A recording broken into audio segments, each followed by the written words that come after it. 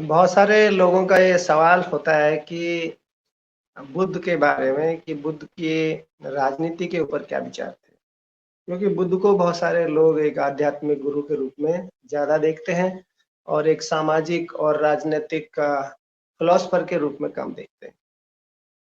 तो बुद्ध के विचारों को ये भी जानना ज़रूरी है कि हालाँकि वो खुद स्वयं एक राजकुमार थे और राजा के बेटे थे और उनका परिवार राजनीति में था। लेकिन उन्होंने क्या किया उस सबको छोड़कर वो किसी और दिशा में गए खोजने के लिए क्योंकि प्रश्न उनकी ज़िंदगी से राजनैतिक प्रश्न एक बहुत गहरा राजनैतिक प्रश्न उनकी ज़िंदगी से जुड़ा हुआ था। और वो प्रश्न ये था कि जो शाक्य और कोलियों के जो राज्य थे, उनके बीच में रोहिणी नदी बहती थी और उस रोहिणी नदी के पानी के बँटवारे को लेकर उनके बीच में झगड़ा था।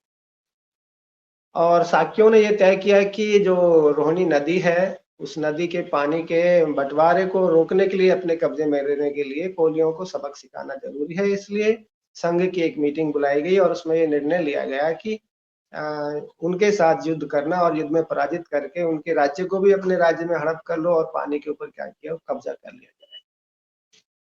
तो दुनिया में देखा जाता है कि जो युद्ध है, वो जो प्राकृतिक और भौतिक संसाधन है, उनके ऊपर एक कब्ज़े का एक तरीका भी है। लेकिन युद्ध जो है ना, आदमी की जो वास्तविक समस्या है, उनका निराकरण नहीं। तो इसी सिलसिले में जब ये एक वाक़या घटा ज़िंदगी का कि अगर जो राजनीति है, जिस राजनीति की आज हम बात करते हैं, उसके सिलसिले में उनकी राय क्या है? पहली बात तो ये कि बुद्ध हमेशा ये चाहते थे कि युद्ध जो ज़िंदगी की वास्तविक समस्या है, उनका कोई हल नहीं। उसका जो हल है, वो कहीं और है और उसका उन्होंने रास्ता बताया कि एक बार जो राजा प्रसेनजीत थे, उनके जो समकालीन थे वो मगध साम्राज्य के राजा थे और वो वज्जी जो एक महाजनपद था 16 महाजनपदों में से, तो उसको अपने राज्य में मिलाना चाहते। तो वज्जी जो हैं, वज्जियों के जो पदाधिकारी हैं, उन्होंने बुद्ध से अ, उनकी राय जाननी चाहिए कि वज्जी वज्जी संघ को मगध साम्राज्य में हड़प लिए जाने से कैसे बचाने का कोई रास्ता क्या हो सकता है, क्या उपाय हो सकता है? तो बुद्ध ने उस समय उनको एक सुझाव दिया, उत्तर दिया और उन्होंने कहा कि जिस समाज में या जिस राज्य में या जिस देश में सामाजिक एकता और भाईचारा कायम हो, उसको कोई बड़ी से बड़ी शक्ति भी नहीं हरा सकती। और ये बात आज भी लागू होती है और दूसरा इसका एक उदाहरण है जो महान सम्राट अशोक हैं, उनका साम्राज्य था पूरे भारतवर्ष में और एक छोटा-सा राज्य था कलिंगा, उड़ीसा जिसको आज उड़ीसा के नाम से जाना जाता है, वो भी उसको अपने राज्य में क्या है ना मिलाना चाहते थे। लेकिन उनमें आपसी एकता और भाईचारा इतना मजबूत था कि राजा अशोक को उसको उसको हराने के लिए बहुत मशक्कत करनी पड़ी, बहुत सारे संसाधनों का क्या करना पड़ा उपयोग करना पड़ा उनको। और वो हालाँकि फाइनली जीत तो गए लेकिन जीतने के बाद उनको बहुत पछतावा हुआ क्योंकि बहुत सारा नरसंहार उसमें हुआ। और उनको ये महसूस हुआ कि एक छोटे से राज्य को अपने राज्य में मिला लेने के लिए इतना नरसंहार, इतना नुकसान जो किया गया है, उस विदारक घटना ने उनको हृदय परिवर्तन किया और उनको बुद्ध का जो धर्म है उसकी तरफ प्रेरित किया उसको स्वीकार करने के लिए, ग्रहण करने के लिए।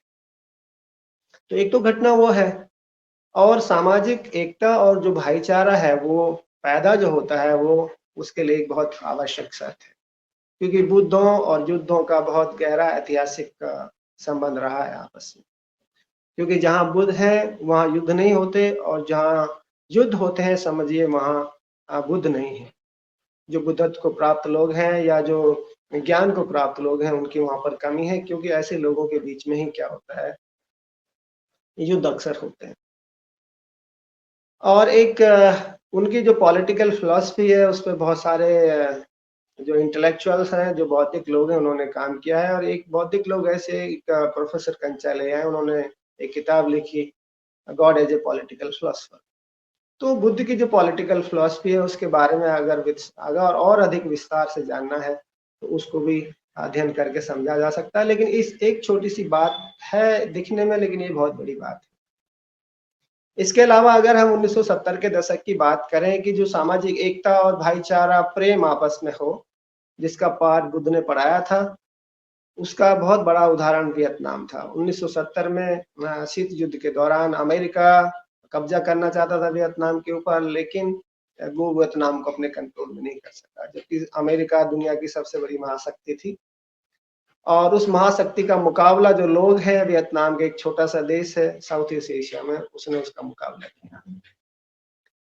और दूसरी तरह से देखें तो जो सामाजिक एकता और भाईचारा है, जो बंधुत्व जिसको हम बोलते हैं, बंधुत्व की जो भावना है, उस बंधुत्व की भावना को पैदा करने के लिए प्रेम, आपसी प्रेम बहुत ज़रूरी है।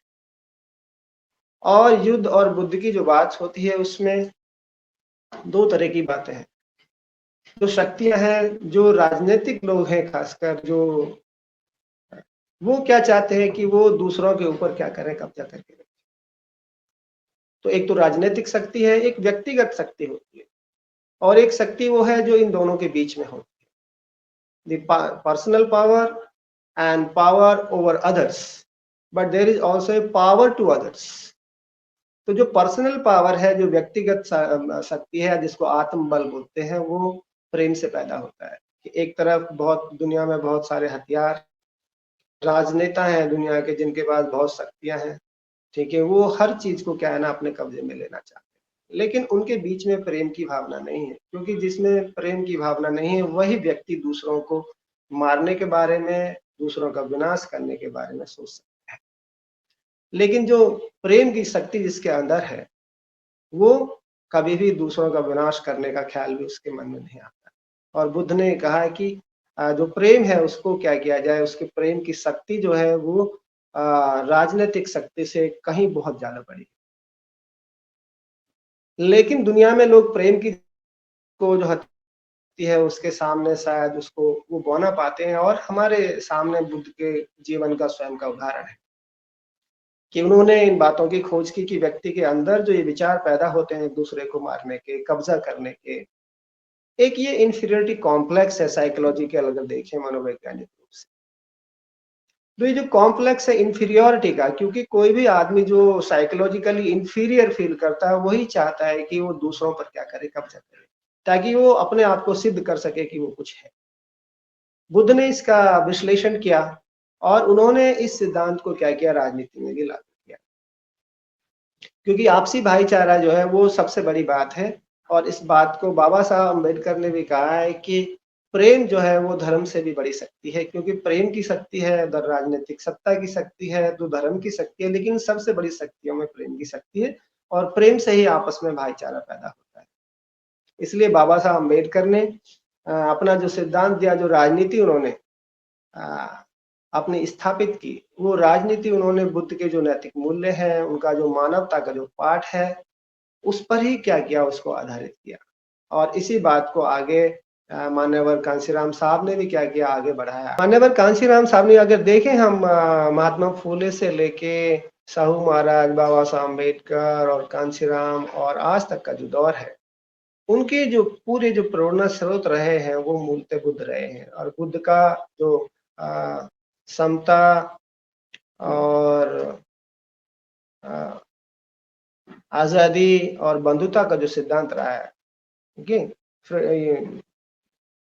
लिबर्टी, इक्वालिटी और फ्रेटर्निटी का जो प्रिंसिपल है, जो उन्होंने स्थापित किया, उसी पर उसको क्या रखा, आधारित रखा। इसलिए सबसे पहले महात्मा फूले ने भी क्या किया, सामाजिक संगठन शुरू किए, सत्यशोधक समाज बनाया। और सत्यशोधक समाज इसलिए बनाया कि आपस में जो द्वेष है, जाति के नाम पर, धर्म के नाम पर, क्षेत्र के नाम पर, लिंग के नाम पर, नस्ल के आधार पर या लिंग के आधार पर जो है, उसको कैसे क्या किया, खत्म किया जाए। जब प्रेम होता है तो ये सारे भेद क्या हो जाते हैं, खत्म हो जाते हैं। तो उन्होंने सत्यशोधक समाज बनाया, फिर उन्होंने राजनीतिक रास्ता बताया, फिर उन्होंने धर्म का रास्ता भी बताया, और उन्होंने जो स्लेवरी जो किताब लिखी है, उन्होंने जो गुलामगिरी, उसमें बुद्ध का बड़े पैमाने पर उन्होंने किया है और अपना आदर्श माना। वही काम आगे बाद में साहू महाराज ने बढ़ाया, फिर बाबा साहब अम्बेडकर ने उन्हीं सिद्धांतों के आधार पर आंदोलन की नींव खड़ी की कि जो समाज में दबाए गए, सताए गए, शोषित किए गए लोग हैं, उनको कैसे ऊपर उठाया जा सकता है, या दूसरों का भी हृदय परिवर्तन है उसको भी कैसे किया जा सकता है। फिर बाद में मान्यवर कांशीराम साहब ने क्या किया, इस बात को उसी सिद्धांतों पर क्या किया, आगे बढ़ाया। और उन्होंने जब बामसेब बनाया तो बामसेब में इन्हीं सिद्धांतों को क्या किया, लागू किया। और ये बिखरा हुआ जो समाज है, करीब 6,000 से अधिक जो जातियां हैं, जो बटा हुआ समाज है, उनको आपस में कैसे जोड़ा जा सकता है। उसके अलावा जो दूसरे इतर लोग हैं उनको भी कैसे साथ में संगठित या जोड़ा जा सकता है आपसी भाईचारे और एकता के आधार पर। तो फिर उन्होंने डीएस4 बनाया, बाद में बीएसपी बनाया। बीएसपी जब बनाए तो उन्होंने उसमें भी क्या रखा कि भाईचारा बनाओ कमेटियों का एक कार्यक्रम रखा, जिससे आपस में एक से दूसरी जाति, दूसरे से तीसरी जाति या जातियों को आपस में क्या किया जा सकता है, जोड़ा जा सकता है। इस तरीके से जो बहुजन समाज की जो राजनीति है वो बुद्ध के मानवतावादी मूल्यों पर क्या है वो आधारित है। अगर आपने अभी तक हमारा चैनल सब्सक्राइब नहीं किया है तो सब्सक्राइब करें और घंटी का बटन बिल्कुल भी दबाना ना भूलें ताकि सभी लेटेस्ट खबरें पहुंच सकें आप पे सबसे पहले।